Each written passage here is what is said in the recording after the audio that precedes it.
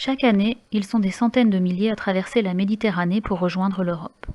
Mais derrière les statistiques de l'Union européenne sur l'immigration clandestine, il y a des hommes, des femmes, des enfants.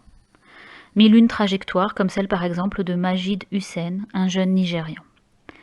Témoignage. Il a les yeux rieurs, une barbe de quelques jours, et quand il raconte son histoire, il parle avec ses mains. Majid Hussein n'a que 16 ans quand il quitte son pays, le Nigeria.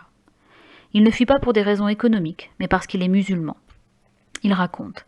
Des hommes sont arrivés dans notre maison, armés de haches et de barres de fer, et ont tué mon père devant moi. C'est pour ça que j'ai quitté mon pays, parce que je ne voulais pas que l'on me tue. Et je ne voulais tuer personne. Lors de ce genre de conflit religieux, les musulmans tuent les chrétiens et les chrétiens tuent les musulmans. C'est comme ça que ça se passe. Et puis mon père était quelqu'un de connu.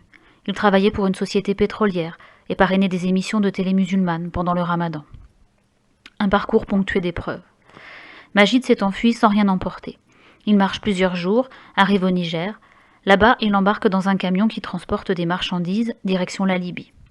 En Libye, il est remis à un groupe de personnes qui le traitent en esclave. Pour être libéré, quelqu'un devait payer une rançon pour moi.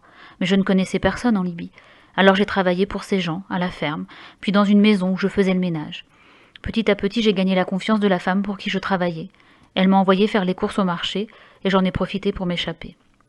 À ce moment-là, je ne ressentais plus rien. J'étais comme une pierre. J'avais tout perdu. Ma famille, mes amis, mes études. Majid échoue finalement à Tripoli. On est en 2011. C'est la révolte contre le colonel Kadhafi. Les migrants clandestins sont utilisés comme levier par le colonel pour faire pression sur l'Union européenne. Majid est arrêté, puis embarque sur un bateau en bois avec 400 personnes à son bord. Dans le bateau, ça sentait la mort. Le bateau prend la direction de l'Europe, malgré lui. Je ne voulais pas aller en Europe. Je n'étais pas assez fou pour risquer ma vie pour venir jusqu'ici. Je ne rêvais pas de l'Europe. Je voulais juste un endroit où je pouvais être en paix. Être dans cette sorte de bateau et faire ce voyage, c'était terrible. Il y avait des femmes enceintes, des enfants. La Méditerranée est assez grande pour vous hypnotiser parce que l'on ne fait plus la différence entre le ciel et la mer. Il n'y a rien à manger. Certaines personnes sont mortes, assises dans le bateau. D'autres se sont suicidées en se jetant à la mer. J'y ai moi aussi pensé. Je me disais qu'ensuite, il n'y aurait plus de problème. Mais je n'en ai pas eu le courage. Dans le bateau, ça sentait la mort. C'était terrible, tellement terrible. Après 2 jours de traversée, Majid arrive à Lampedusa, l'île italienne. Arrivé à Lampedusa, la déception. Quand Majid est arrivé sur le sol italien, à Lampedusa, il était soulagé, mais très vite, il a déchanté. On a été traités comme des animaux, des criminels. On s'est assis par terre, il n'y a eu aucune assistance médicale, pourtant des gens étaient psychologiquement malades. On a pris nos empreintes digitales, on a été fouillés, nus. J'étais tellement déçue.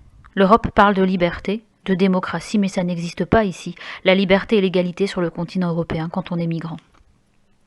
Majid sera transféré dans un centre de réfugiés à Rome. Il y passera 1 an et 8 mois dans l'attente de ses papiers. Aujourd'hui, il travaille à Rome. Il parle italien, mange italien. Les gens nous critiquent, nous les migrants, en disant que nous ne sommes là que pour prendre. Or, la plupart d'entre nous étaient étudiants, docteurs. On avait une bonne situation. L'Europe est censée être une terre de paix. On a tous à apprendre les uns des autres.